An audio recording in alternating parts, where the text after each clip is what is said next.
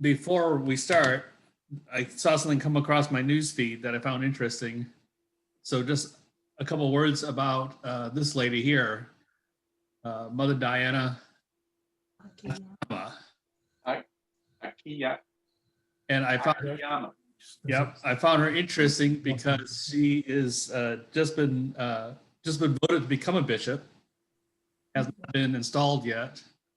On August 29th of this year, the electing convention elected Reverend Diana Akiyama to be the 11th bishop of the Episcopal Diocese of Oregon.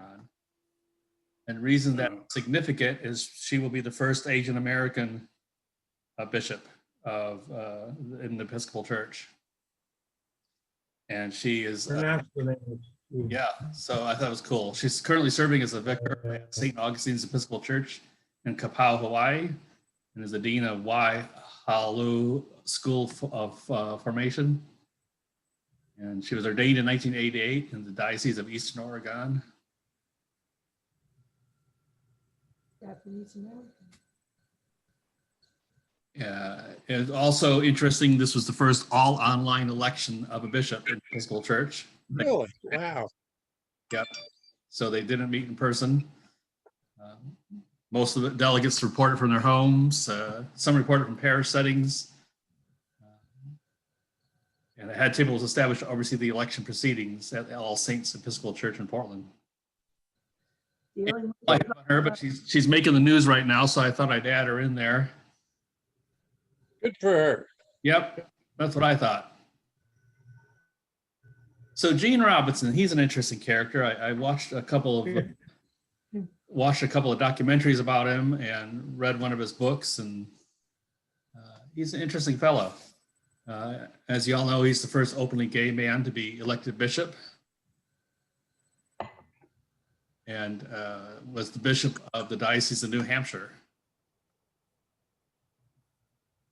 His parents named him after his. He was straight. Yeah. He was straight for a while. Well, you know, children, I think, he struggled with it, even in his youth, even growing up as a child, and his teenage years, he struggled with it. He had these feelings like he was attracted to men, but it was suppressed in the society he grew up in. Well, he grew up in rural Kentucky, so that should tell you something there. You know, if your grandmother calls you Vicky, I think you're sort of doomed. Isn't that right? Yeah, that was unfortunate. Vicky Jean. Now you know why he goes by Jean, right? So. Yeah. Yeah. Yeah, he was born in Fayette County, which is Lexington area, I believe. Yes. Yep. Yes, it is. But in his parents were poor tenant farmers who were sharecroppers in the tobacco fields. They used an outhouse, drew water from a cistern, did laundry in a cast iron tub over an open flame. Oh, gosh. So these were poor. It should be. They were active members of the local, I think it was Disciples of Christ. That was later. But they were fairly conservative Christians. No running water until he was 10 years old.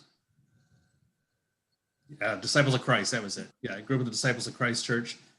Perfect Sunday school attendance for 13 years. Wow. The church was really the center of his life, his family's life, their focus, their social life. It was the main thing they did for outlet. He was baptized at 12, and his greatest desire was to lead a Christ-centered life. And of course, the church he grew up in saw homosexuality as an abomination. And so any of these kinds of thoughts or desires that he had, he did everything he could to suppress. In fact, his uncle, there was an uncle who called him a sissy because he had some effeminate qualities about him.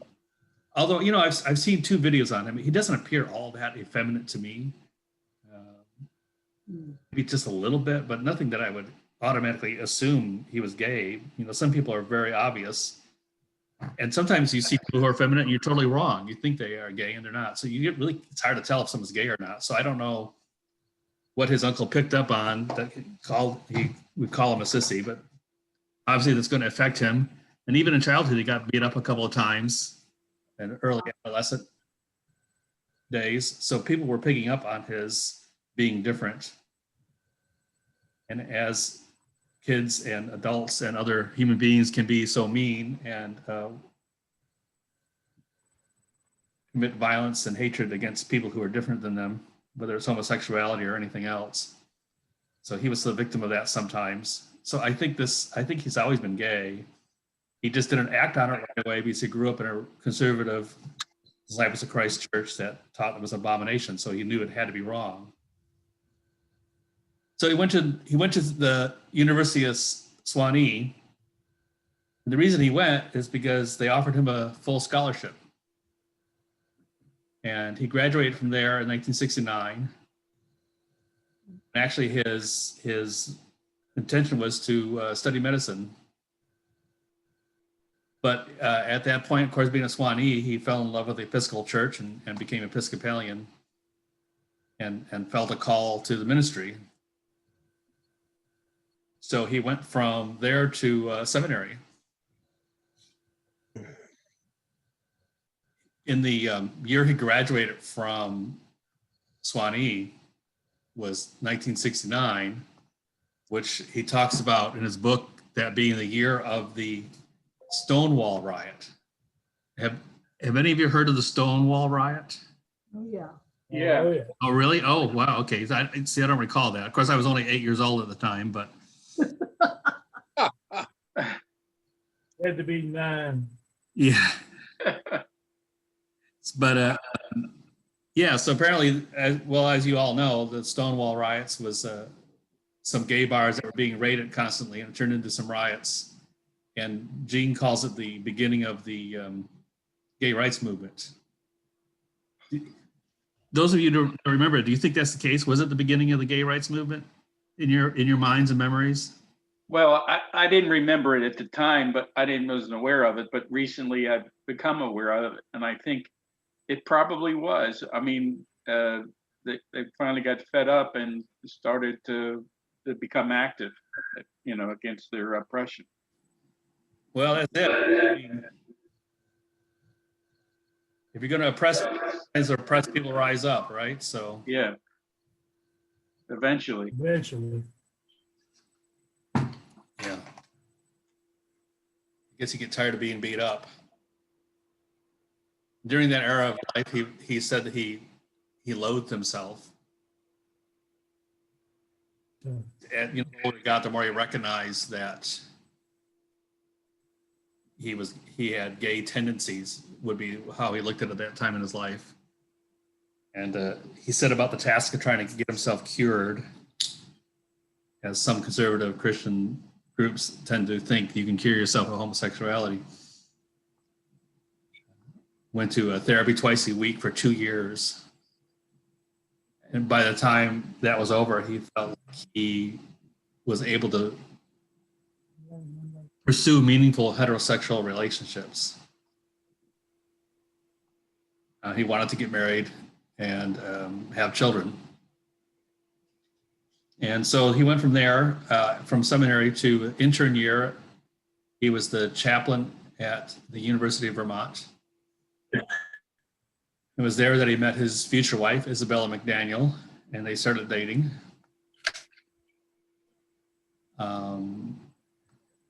So into their relationship, he talked to her about his sexuality, his fears that he might have homosexual tendencies.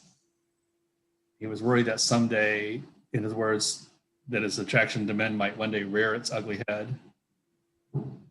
And they were already falling in love. And she said, if that happens, we'll deal with it. And then a year later, they were married. Wow.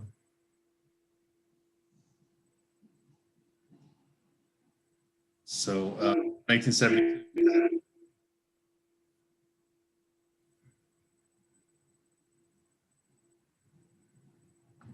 But of course, what's that?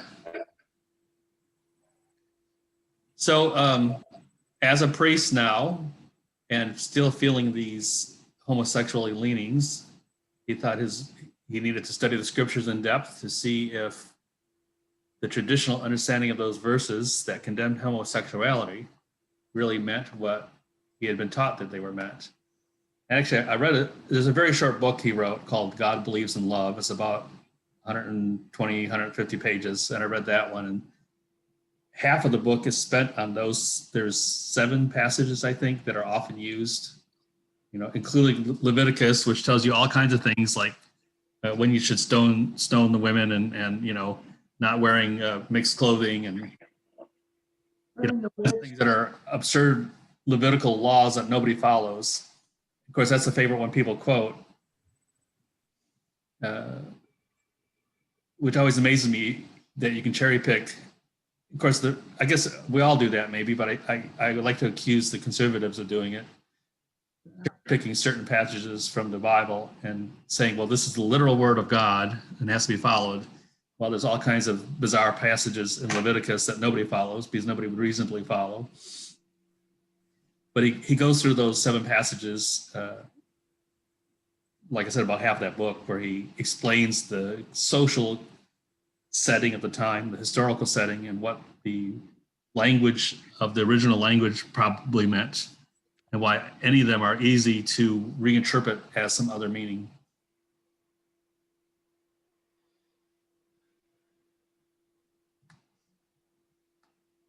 And by the time he was done with that study, he came to believe that being gay was no better or worse than being straight, and that like everyone else, he was a child of God. And that the problem was not with God loving him, the problem was him loving himself. As you can imagine, growing up, knowing that you're gay, even though you're suppressing that. Well, being gay is biological. Yes, right. Absolutely. It's like any,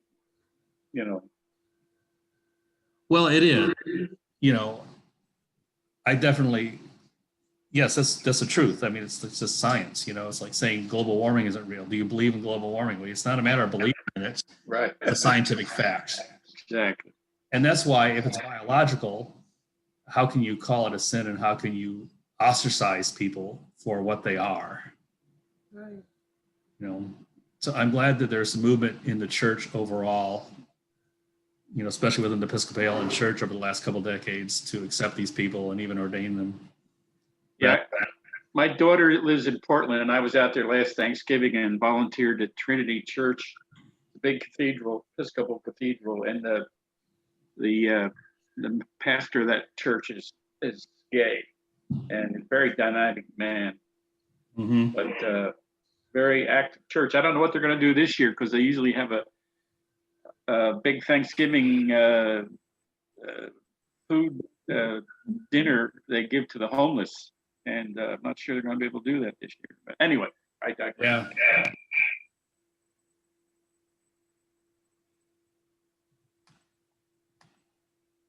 So graduated in 1993, ordained deacon at the cathedral in the diocese in Newark, New Jersey. And then he served as a curate, which is like an assistant position, at Christ Church in Ridgewood, New Jersey, ordained a priest 6 months later. And of course, by this time he was married. And they stayed at the Ridgewood parish for 2 years until June of 1975. At that point, he and his wife moved to New Hampshire. One of their dreams was to have a therapeutic horse farm, which they started that business, 2 of them together, and it appears to have been fairly successful. It's a horse camp for children. They named it the Pony Farm. That was the name of it. And actually, when they divorced, he sold his half of the shares to her, and she continued to run it. So in 1976, he was working with a committee in the Diocese of New Hampshire to study human sexuality and co-authored a manual on the subject. So I'm sure this suppression, having grown up in a conservative Christian church, suppressing who you know you are and not denying it to yourself even, that's got to resurface over and over again, and all throughout his life and everything he does. And he has two daughters. They're both obviously young adults now. Jamie was born in 1977 and Ella in 1981. And they've continued to have a good relationship with him even after he came out and after he got divorced. In fact, he continued to have a good relationship with his wife or ex-wife. And decided to come out to his wife's friends in 1986. In the same year, they divorced amicably. And then a year later, he met Mark Andrew, which would become his future husband. We have dogs barking because the doorbell rang. Whose dog was that? So he and Mark dated for a while and talked on the phone every night like normal dating people do. And so that was in, oh, there's your mom, Veronica, in the back. Your mom's in the back. Okay, I just letting you know. So in 2003, he was elected bishop of New Hampshire. The ceremony was held on a large hockey rink on the campus of the University of New Hampshire, which is called the Whitmore Center. And that's where the consecration occurred. And you remember when we talked about Barb Harris, the first female bishop, she had to wear a bulletproof vest, and so did Gene Robinson, because he had lots of death threats because of people don't like Christians everywhere. What's that? Good Christians everywhere, right? Yeah, I know. Yeah. It's disturbing. That's disturbing. I suppose it had to be Christians because non-Christians wouldn't really care, right? Well, most of them wouldn't, unless they just hate gay people, want to bash gay people no matter what they are. But I would think it had a lot of the threats had to come from Christians because they're upset that you're ordaining a gay person. Yeah, it's horrible. You know, we're all supposed to just love each other, accept each other for what we are, but Yeah. there was a lot of uproar in the church. You know, I know we're part of the Anglican Communion, but the actual Anglicans, the Church of England people, were particularly not happy about it. Desmond Tutu even said he doesn't know what all the fuss is about. So Desmond Tutu said, "Hey, you know what? This should not tear up the church. It won't tear up the church in South Africa." So that's pretty big name to have support from. At the ceremony where he was consecrated in Minneapolis, they're usually, for conventions like that, there are usually about 12 to 15 media passes for reporters. At this time, there were more than 450. So it was well covered in the news. And I'm sure the news went beyond just the Episcopalian world or even just the Christian community. And honestly, at the time, 2003, that was during, trying to think of in my life, I was fairly new practicing medicine and still considered myself an atheist. So I paid no attention whatsoever to any church news. Do any of y'all remember Gene Robinson becoming ordained? Yes. Yeah. Yeah. Oh, Yeah. yes. Was it a big deal? Yeah, I think it was.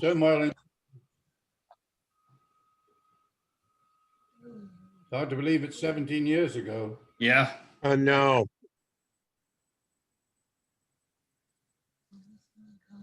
And of course, like I said, some of the members of the Anglican community were very, some were supportive and some were not, far from supportive. There was a columnist in Times of London that said the Anglican Communion has been out of communion with itself since at least 1989.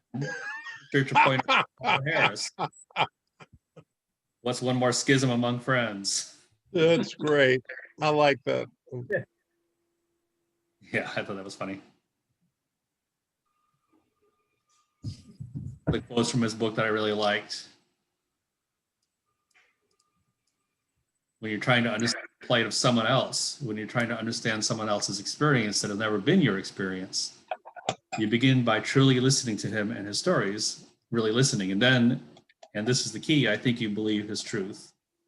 It may not be your truth, and it may not have been anything you have experienced, but you believe that it is the truth of the other person's experience. And you show infinite respect for him by believing his story.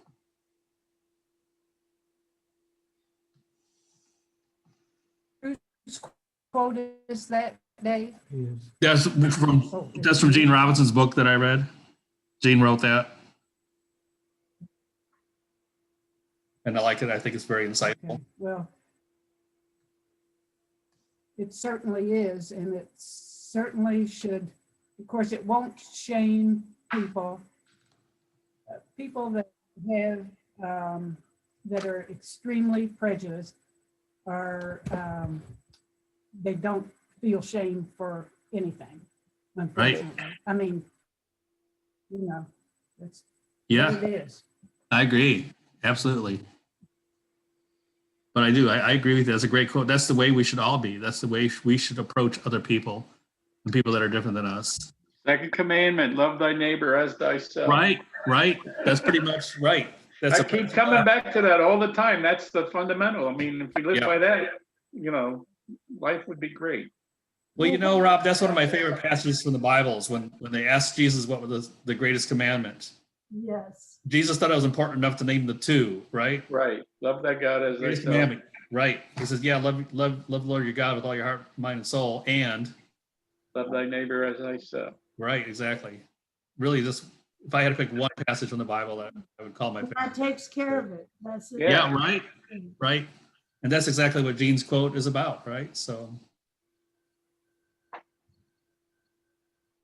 well, he did have problems with alcohol, and he went inpatient in 2006. And what was that for?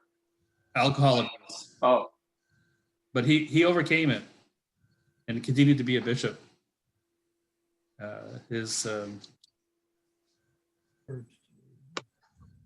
Now, you know, the annual, or not annual, every 10 years, the Lambeth Conference, where the Bishop of Canterbury invites all the bishops in the Anglican Communion to Lambeth, was in 2008. And he was not invited. He was the only bishop not invited. And he went to London anyway, and he went to other churches, and he was invited to preach at one of the churches. And he hung out with Anglicans, but just not at the conference. He wasn't allowed in. One of the videos I watched on him, they were videoing him trying to just see how far he could get. They let him through the gates onto the grounds of the Canterbury Cathedral, but not into the cathedral.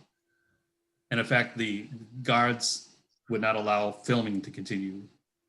So they filmed him walking into the gate, and then he waved goodbye to the camera, so that he can't come any further.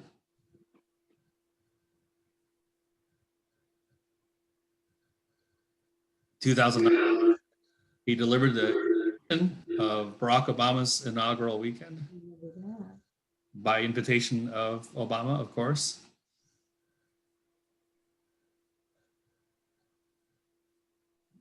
In 2010, PBS did a special on him called Love Free or Die, which I found to be fairly interesting, nothing surprising. Which is a takeoff on the New Hampshire state motto, which is live free or die. You're right. I never caught that. Yeah. Very clever. Yeah. Okay, is this a movement, a book, a group? Love Free or Die. Love Free or Die. It's a movie that PBS made about his life, Oh, okay. mostly about his ordination and the reaction to the ordination. You know, after the ordination, there were factions in England that said we don't want America representing the Anglican Communion in world matters because of this. And I think Archbishop Rowan may have even agreed with that. However, regardless, I think it was a year later, they did have Michael Curry as Bishop of U.S. They did have him representing us in other events. So it's tension. It's not a real schism. It's close to one, but it's not a real schism. We're still part of the communion. They're just not very happy about it. And there are many people who would rather not have us representing, I guess, until we come to our senses, so to speak. I'm hoping eventually the rest of the church comes to their senses, and recognizing that it's our duty to love other people how they are. And like you were saying earlier, Rob, that it's just genetic. So how can you ostracize people for something they're born with? Well, it's not only been a matter of controversy with the Church of England, but within the American Episcopal Church as well. You're right, Nelson. Yeah. Even though he was elected presiding bishop, there was a sizable number of bishops in the American Episcopal Church who were and continue to be opposed to a lot of the positions that Robinson was taking. And I've spoken to people who've been very involved in the church hierarchy, and during his period of being bishop, it was a constant turmoil, not only by his homosexuality, but his alcoholism became a big deal. And for quite a period, he wasn't able to perform his duties of leading the church. And so I think there's still quite a residual of his tenure that percolates beneath the surface within the American church. You can't just hang this on the Anglicans only. Well, you're right. You're absolutely right, Nelson. I agree with you. And yeah, I mean, certainly, the death threats, he had to wear a bulletproof vest to go to his own consecration. I mean, those were not, those were Americans. And probably Episcopalians, because who would care more about an Episcopalian bishop? I mean, who knows? I don't know who the people threatening him. I don't know how many there were, but there were enough that he was concerned. I'll just talk to some of our friends over at St. Francis. What's that? Yes. Why is that? St. Francis in the fields here in Louisville. Yeah. They really aren't, how do you describe it? They're in kind Conservative. of this land there where they are aligning themselves, in their opinion, more closely with the Anglican tradition. Their bishop, their presiding bishop is not Terry White, but someone designated out of Florida. Really? Yeah. They're not. Oh, yeah. They're not in our diocese then. Well, they are and they aren't. I mean, they are contributing members, but I guess philosophically, theologically, they are not aligned with the American church. Wow. That's They opposed, They have a great car show. as a congregation, they opposed gay marriage and, any of these other movements and decisions, which they considered. That's why our friend George Roseanne is over there, I think. Yeah, No, afraid so. he's not there, but he's at some outbreak Anglican community. This all came about, didn't it, when the Anglican Church said that same-sex marriages should be able to be performed in church. And we had quite a to-do at St. Luke's. Michael had, 6 or 7 meetings with people, Something like that. and we lost maybe 5 couples. oh wow. We haven't, I don't know whether we had one marriage of people the same sex in the church in the 7 years or so that it's been in place. Is that right? So Wow. it's kind of something not to worry about too much, because you're not going to be invited to it unless you. So It was a mess for a while. I know there's also a Anglican Church in North America organization that seems very conservative. I'm thinking they probably branched off because of all these kinds of issues, gay marriage and gay ordination and women. Good. Yeah.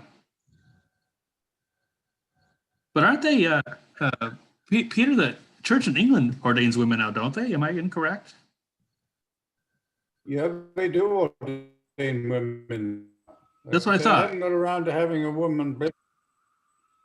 They haven't got around to having a woman bishop Right, yet, right. but there's But still that's, a lot of controversy about women priests, but yes, they have them. I mean, I think that goes to show you we're making progress globally. Because there was a time when blacks and whites couldn't marry. It was illegal, right? Right. And nobody would ever dreamed of having a black priest. Hmm. And we've come so far that that's no longer an issue. Nobody, most, I wouldn't say nobody, majority of people do not object to interracial marriage anymore. I know there are some very conservative right-wing people out there that hate everybody, that are different than themselves, that would object to that. But most of society accepts interracial marriage as just no different than any other marriage. And I think this is what's happening here. I think America has pushed the envelope in terms of female ordination. And now England is finally accepting that. And like you said, they don't have a bishop yet, but they have female priests. So they, at one time, vehemently opposed that, and now they are accepting it. I'm hoping the same thing happens with the homosexuality, that the factions of the church that resist this, that are opposed to it, will eventually, because we the Episcopalians have tried to normalize it and legitimize it, that eventually that will spread throughout the church. And I think as time passes and generations pass, it will. I hope that's the case anyway. I'm going to love you and leave you. Yes, thanks, Peter. To get it set up for service. Well, it's Yes, about yes. that time. Yeah, You got to change. Thank you, Dave. yeah, you bet. Thank you, David. See you next. See you next week. Bye-bye.